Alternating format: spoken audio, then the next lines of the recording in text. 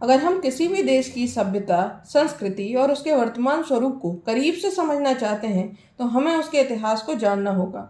दोस्तों, इसी क्रम में आज हम मध्य प्रदेश के इतिहास के बारे में बात करेंगे। आप इस वीडियो में एंड तक बने रहिए और चैनल को सब्सक्राइब ज़रूर कीजिए। मध्य प्रदेश में प्रागैतिहास यानी प्री हिस्ट्री ऑफ एमपी।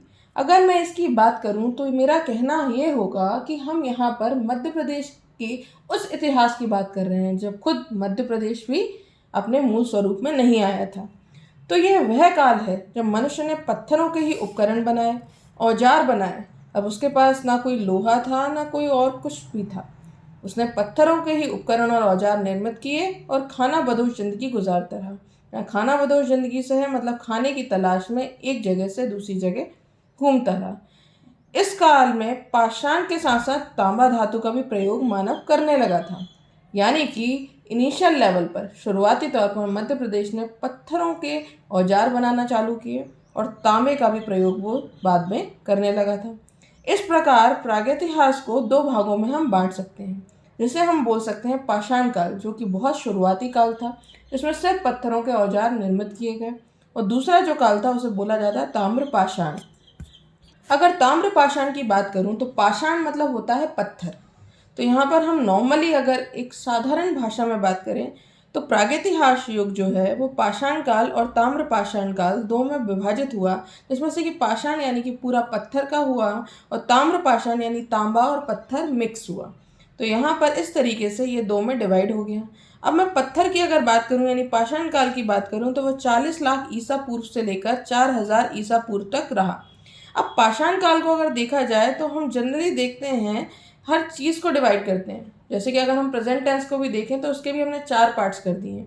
तो भाई इतने बड़े पाषाण काल को, जो कि बहुत लंबा चला एक कालखंड यानी कि समय का एक हिस्सा, तो जो कि इतना लंबा चला है उसको भी 3 भागों में विभाजित किया गया है। जिस प्रकार कुछ बदलाव होते चले जाते हैं, कुछ बदलाव आते चले जाते हैं, उस प्रकार युग भी बदलते चले जाते हैं, समय भी बदलता चला जाता है और नाम भी बदलता चला जाता है। तो अगर पाषाण काल की बात की जाए तो उसमें पहला होगा पुरा पाषाण, दूसरा होगा मध्य पाषाण और तीसरा होगा नव पाषाण। नव मतलब हुआ यहाँ पर नया, पुरा मतलब यहाँ पर पुराना, प्राचीन, और मध्य मतलब मिडल, बीच का।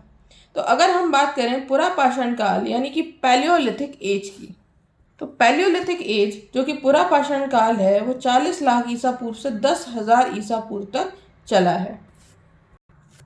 तो दोस्तों, अगर हम पैलियोलिथिक एज की बात करें तो क्या खासियत है इस एज की, क्या था इसमें? तो सबसे ज़रूरी चीज़ तो भाई यहाँ पर मध्य प्रदेश जहाँ पर आज हम रह रहे हैं यहाँ पर समुद्र था। तो मैंने आपसे क्या बोला कि जब हम प्री हिस्ट्री ऑफ एमपी की बात करते हैं, जब एमपी खुद भी एग्जिस्ट नहीं कर रहा था वहाँ पर, तो यहाँ पर आप बात करें तो लाखों वर्ष पूर्व समुद्र था। तो अगर हम पुरापाषाण कालीन सभ्यता की बात करें तो उसका संबंध पूरी तरीके से प्लाइस्टोसीन एज से है। ये समय था प्रतिनूतन काल का। तो यहाँ पर मध्य प्रदेश में लाखों वर्ष पूर्व, जो आज के डेट में मध्य प्रदेश है, समुद्र हुआ करता था। और उसके मेन जो प्रमाण है वो है यहाँ की जीवन शैली जो होती थी वो खाना बदोश हुआ करती थी। अग्नि का आविष्कार इस समय में हुआ था। इसके अलावा मध्यपुरा पाषाण जो है वो हमने आइडेंटिफाई किया है।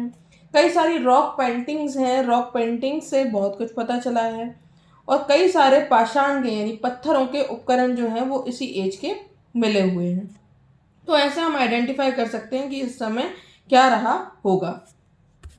अब जल्दी से हम मध्य प्रदेश के मेन जो पुरापाषाणकालीन स्थल हैं यानी जगह हैं उनके बारे में बात कर लेते हैं। हमें मालूम है जब भी कोई सभ्यता पनपती है तो वो अपने साथ नदियों का बहुत बड़ा रोल लेकर आती है। यानी कि नदियाँ सभ्यताओं के फलने फूलने में बहुत अहम भूमिका निभाती हैं। तो सबसे पहले हम बात करेंगे नदी घाटियों की, क्योंकि जल ही जीवन है, ये तो सभी के मुंह से सुना होगा। इंसान खाए बिना तो रह सकता है पर पानी के बिना वो जीवित नहीं रह सकता है। तो नदी घाटियों में यहाँ मुख्य नदी थी नर्मदा, चंबल, बेतवा, सुनार और सोन। तो ये प्रमुख नदी घाटियाँ हुआ करती थी पुरापाषाण काल की। दूसरे अगर स्थलों की बात की जाए जो कि हमें प्रमाण के तौर पर मिले हैं वो हैं भीमबेटका, आदमगढ़, पचमढ़ी, जावरा, रायसेन और रायसेन जिले के ही कुछ और जो अलग अलग स्थल हैं वो।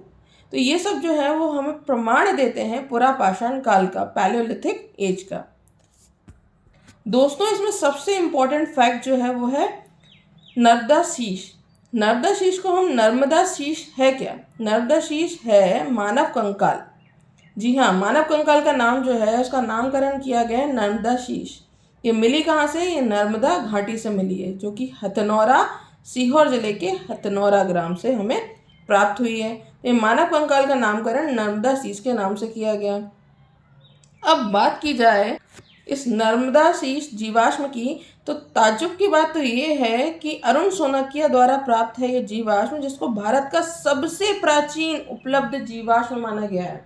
सबसे पुराना नर कंकाल इसको बोला गया है, ओल्डेस्ट। भारत का बात हो रही है यहाँ पर, भारत की। तो अरुण सोनकिया जी को ये प्राप्त हुआ है। अब यहाँ पर बात करें तो नर्मदा घाटी जो है वो कितनी पुरानी रही है अपने आप में, कि यहाँ से सबसे पुराना जीवाश्म तो मिला ही मिला है, साथ ही साथ यहाँ से कई स्तनधारी पशुओं के पर्याप्त जीवाश्म मिले हैं। मतलब इतने हद तक मिले हैं कि हाँ, आप यहाँ पर एक पूरी की पूरी एज को आइडेंटिफाई कर सकते हैं प्रॉपरली। तो कई स्तनधारी पशु भी यहाँ से घाटी से प्राप्त हुए हैं। दोस्तों मध्य प्रदेश की बात करें तो अपने आप में ही इसका क्या कहना।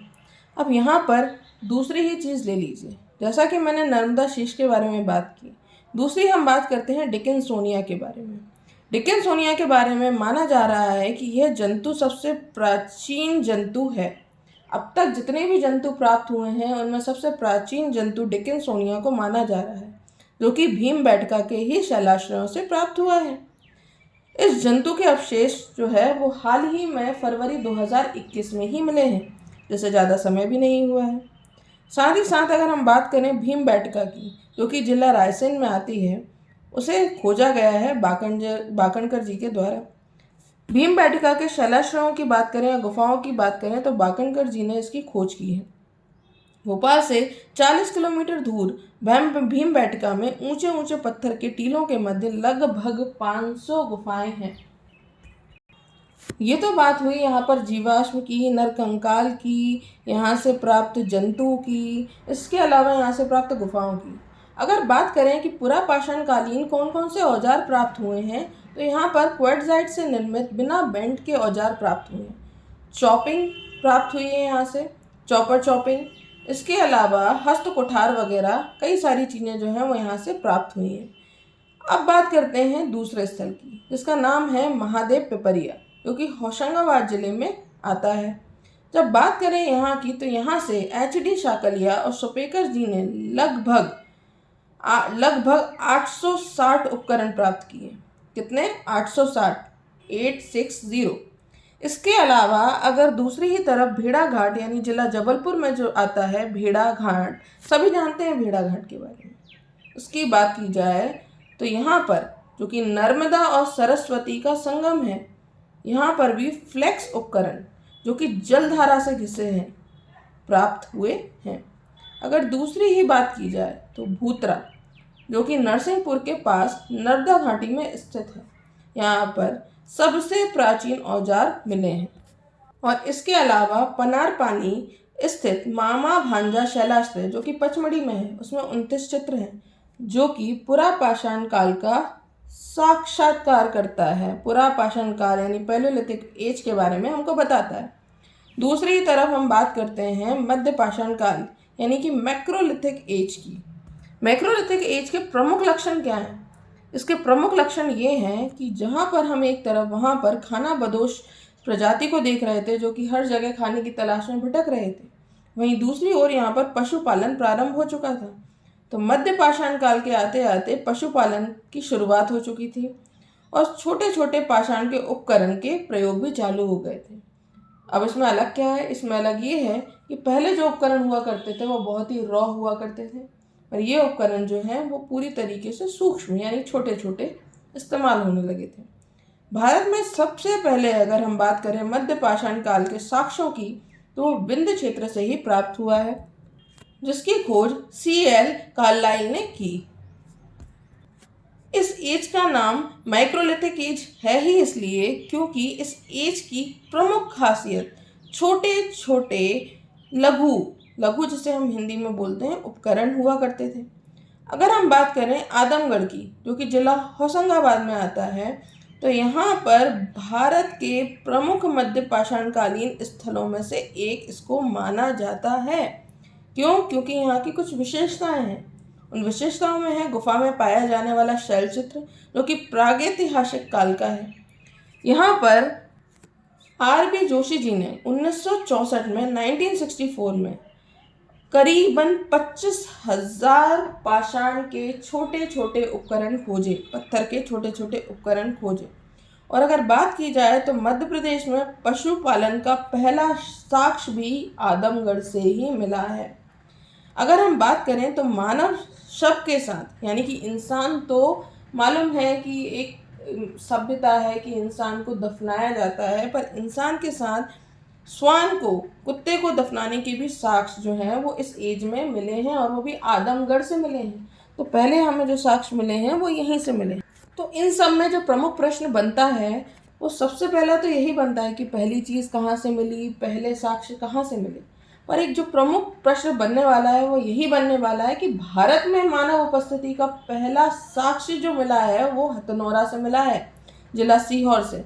और नर्मदा घाटी इसका प्रमुख क्षेत्र रही है। तो नर्मदा घाटी से प्राप्त है सीहोर जिले के हथनोरा से प्राप्त मानव उपस्थिति के साक्ष्य, जो कि 5 लाख से 2.5 लाख वर्ष पुराने माने जा रहे हैं। इस बीच में हैं, तकरीबन 5 लाख से 2.5 लाख वर्ष पूर्व के माने जा रहे हैं, यानी कि इस पीरियड के बीच के साक्ष्यों ने माना जा रहा है, जिसकी खोज जो है वो अरुण सोनकिया जी ने 1982 में की। तो ये तो रहा पूरा का पूरा माइक्रोलिथिक एज का, जिसके बीच में हमने एक इम्पोर्टेंट प्रश्न भी देखा। अब बात करते हैं भीमबेटका की, जो कि रायसेन जिले में आता है। यह पुरा पाषाण के साथ साथ मध्य पाषाणकालीन बस्ती भी रहा है। भीमबेटका की बात करें तो इसको पांडवों से अमूमन ही जोड़ा जाता है। साथ ही साथ हम अगर बोलें तो पुरा पाषाण होने के साथ साथ ये मध्य पाषाणकालीन बस्ती भी मानते हैं इसको। यहाँ से मानव अंत्येष्टि के साक्ष्य मिले हैं कि मानव का अंतिम संस्कार भी होता था। पहले तो जनरली मानव के दफनाने के साक्ष्य मिलते थे, लेकिन यहाँ से प्राप्त हुए मानव अंत्येष्टि के साक्ष्य। इसके बाद अगर बाघ की बात की जाए, जो कि धार जिले में है और बाघिन नदी के तट पर स्थित है, यहाँ की बाघ की गुफाओं में आपको लघु पाषाण तथा नव पाषाणकालीन कई उपकरण प्राप्त हुए हैं। तो इसी के साथ अंतिम दौर पर हम नियोलिथिक एज यानी कि नव पाषाण काल की बात करते हैं। नव पाषाण काल की अगर हम बात करें तो यहाँ पर नव पाषाण युग भारत की ही तरह, अगर हम बात करें तो नव पाषाण युग की शुरुआत कब से हुई, तो भारत की ही तरह अगर मध्य प्रदेश की भी बात की जाए, भारत में भी तभी से चालू हुआ और मध्य प्रदेश में भी। लगभग 2000 साल बाद 7000 ईसा पूर्व के आसपास ही शुरू हुआ। तो 7000 ईसा पूर्व से 3000 ईसा पूर्व तक नियोलिथिक एज जो है वो चली। ठीक है, इसके प्रमुख लक्षण ये रहे कि सबसे पहले जब हमने शुरुआत की थी तो हम खाना बदोश थे, दूसरे नंबर पर आए तो हमने पशुओं को पालना चालू किया, पशुपालन प्रारंभ किया, और तीसरे चरण में आते आते कृषि जो है वो भी चालू हो गई। तो यहाँ पर नव पाषाण युग के प्रमुख लक्षणों में कृषि का प्रारंभ होना है और कृषक बस्तियों का मिलना है। इसके साथ कई अच्छे उपकरण प्राप्त हुए हैं जो अपने आप में अच्छी टेक्नोलॉजी को बिलोंग करते हैं। इसमें प्रमुख उपकरण जो हैं वो पाषाण के औजार हैं, अस्थियों से बनने वाले औजार हैं, कुल्हाड़ी है जो कि आज भी इस्तेमाल होती है, खुरपी, छेनी, ये सब चीज़ें जो आज के डेट में भी इस्तेमाल होती हैं, हथौड़ा, मिट्टी के बर्तन घर घर में इस्तेमाल होते हैं। तो ये जो है ये नव पाषाण काल के प्रमुख जो है वो आकर्षण रहे हैं। तो ये इससे हम आइडेंटिफाई कर सकते हैं नियोलिथिक एज को। अगर हम बात करें तो प्रमुख स्थल में आ जाता है भोपाल, जबलपुर, रीवा, पठार और दमोह। तो देखिए ये हमारे भोपाल यानी कि राजधानी की बात करें तो यहाँ पर से हमारे नियोलिथिक एज के जो है प्रमाण मिले हैं, जिनमें कि श्यामला हिल्स, मनुआभान टेकरी, नेवरी गुफा, इसके अलावा बैरागढ़, सबलम्ब आकृति के पाषाण उपकरण वगैरह मिले हुए हैं। यहाँ पर जबलपुर में भेड़ा घाट से लमेटा घाट, तिलवाड़ा घाट, यहाँ पर मानव बस्तियाँ हुआ करती थी, ये साक्ष्य मिले। रीवा पठार में सोन नदी घाटी है, बनास घाटी है, महानदी घाटी है। इसमें यहाँ से कई सारे औजार प्राप्त हुए हैं। चचाई जलप्रपात की बात करें या गोविंदगढ़ तालाब की बात करें तो कई छोटे छोटे उपकरण जो है वो प्राप्त हुए हैं। दमोह में संग्रामपुर घाटी से जो है वो उपकरण प्राप्त हुए हैं। तो ये तो बात हो गई मध्य प्रदेश की प्री हिस्ट्री की। हम प्री हिस्ट्री में पाषाण काल की बात कर रहे हैं। अब इसके अलावा बहुत कुछ है इसमें बात करने के लिए, जैसे कि मध्य प्रदेश में ताम्र पाषाणिक युग का क्या हुआ। हमने देखा था कि जब हम बात कर रहे हैं पुरा पाषाण की तो उसमें हमने 3 पार्ट्स में डिवीजन किया, जो कि प्रागैतिहास के 2 भागों में से एक का था। पर प्रागैतिहासिक काल में जो कि पुरा पाषाण था, साथ ही साथ हमने ताम्र पाषाण को भी डिस्कस करना था। तो ताम्र पाषाण के बारे में भी हम बात करते हैं, लेकिन ताम्र पाषाण युग के बारे में बात करने से पहले कुछ और बात कर ली जाए। वो बात है कि मध्य प्रदेश में जुरासिक युग कब आया। तो अगर हम बात करें मध्य प्रदेश में जुरासिक युग की, तो जुरासिक युग कम से कम 200 से 145 मिलियन वर्ष पूर्व है, जिसका संबंध पूरी तरीके से डायनासोर्स जैसे विशालकारी शाकाहारी जंतु से है। तो सबसे इंटरेस्टिंग फैक्ट है यहाँ पर यही है कि भाई डायनासोर शाकाहारी था। ठीक है। मध्य प्रदेश में अगर बात की जाए तो जबलपुर से सबसे पहले तथा धार जिले से डायनासोर के जीवाश्म भी प्राप्त हुए और अंडे भी प्राप्त हुए। अब उनके खात्मे का क्या कारण था ये एक अलग विषय है, लेकिन यहाँ से साक्ष्य प्राप्त हुए। नर्मदा घाटी में डायनासोर की हिस्ट्री प्राप्त हुई भाई। सबसे पहले अगर बात की जाए तो जो कर्नल स्लीमन है, उन्होंने 1828 में जबलपुर के ही छावनी क्षेत्र से और 1982 में अशोक साहनी जी ने जबलपुर से डायनासोर के अंडों के जीवाश्म प्राप्त किए हैं। यानी कि जबलपुर में डायनासोर के बड़े अच्छे साक्ष्य जो हैं वो प्राप्त हुए हैं। वहीं बात की जाए 13 अगस्त 2003 की, तो नर्मदा घाटी क्षेत्र के अंतर्गत गुजरात के महासागर जिले में जो राहोली नामक स्थान है, वहां से डायनासोर की नई प्रजाति के जीवाश्म प्राप्त हुए थे। अब बात करते हैं हमारे मालवा के ताम्र पाषाणिक संस्कृति की। तो ताम्र यानी कि तांबा यानी कि कॉपर और पाषाण यानी पत्थर। अगर इस संस्कृति की बात की जाए तो यहाँ पर मध्य प्रदेश की ताम्र पाषाण संस्कृति जोरवे संस्कृति जो कि महाराष्ट्र से बिलोंग करती है उसका ही एक हिस्सा थी, लेकिन फिर भी उसे उससे श्रेष्ठ माना जाता था।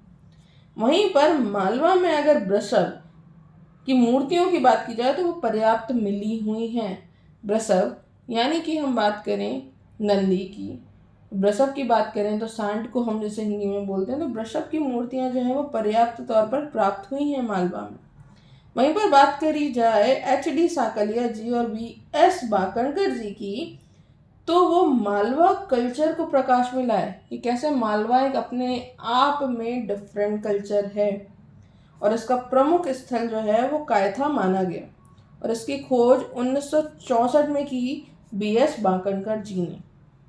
अगर हम विशेषताओं की बात करें मालवा के ताम्र पाषाणिक संस्कृति की, तो वो होगा मालवा के अलग अलग जगह से जो भूरे रंग हैं, भूरे रंग के मृदभांड प्राप्त हुए हैं, मिट्टी के बड़े बड़े। इन मृदभांडों का अलंकरण ऊपरी आरेख और चिपकावा विधि द्वारा काले और गुलाबी रंग से किया गया है। यहाँ पर बात क्या करें, इसका अगर अलंकरण देखें तो उसमें मेनली किन किन रंगों का इस्तेमाल है, काला और गुलाबी। इसको बोलते हैं मालवा की मृदभांड परंपरा। मतलब यहाँ के निवासी घर के निर्माण में मिट्टी और बांस का उपयोग करते थे और इस संस्कृति का जो आर्थिक ढांचा था वो ग्राम प्रधान था, यानी कि गांव पे बेस्ड मेनली।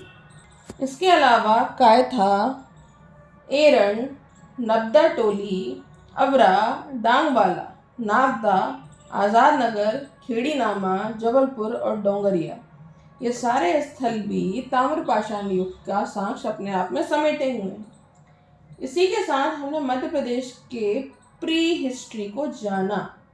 मध्य प्रदेश की प्री हिस्ट्री जो थी वो पार्ट 1 थी। अब पार्ट 2 में हम बात करेंगे मध्य प्रदेश की हिस्ट्री की, जो कि प्राचीन इतिहास के रूप में है। तो यहाँ पर हमने प्रागैतिहासिक काल की बात की। प्रागैतिहासिक काल के बाद हम प्राचीन हिस्ट्री की यहाँ पर बात करेंगे। तो हम यहाँ पर प्राचीन हिस्ट्री पार्ट 2 में देखेंगे। अगर आपको अनटिल एंड अनलेस यहाँ तक की इन्फॉर्मेशन बेटर लगी हो तो आप प्लीज़ वीडियो को लाइक करें, शेयर करें और चैनल को सब्सक्राइब ज़रूर करें। Thank you.